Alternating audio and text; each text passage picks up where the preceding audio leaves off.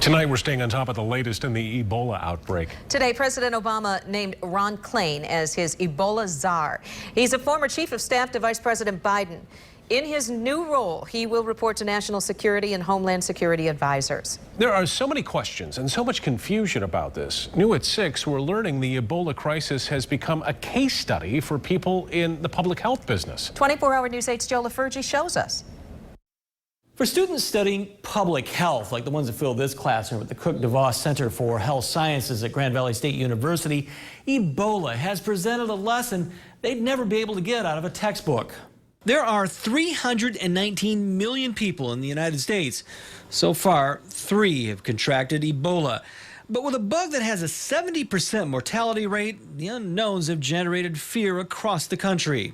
Some of these cases hitting close to home are getting people very worried. They're very anxious about this, and for good reason.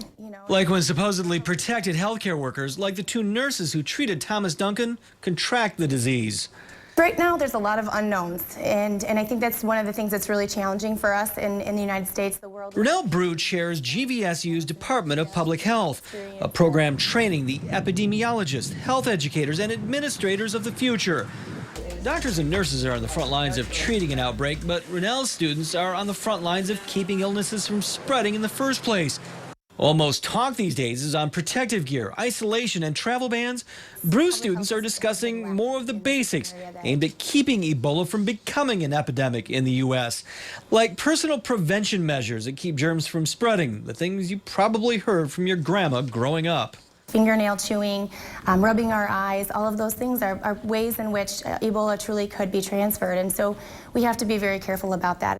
And if you want to get inside this classroom and find out what they're learning, they have their own Facebook page, and we have a link at woodtv.com. In Grand Rapids, Joe LaFurgey, 24-hour News 8.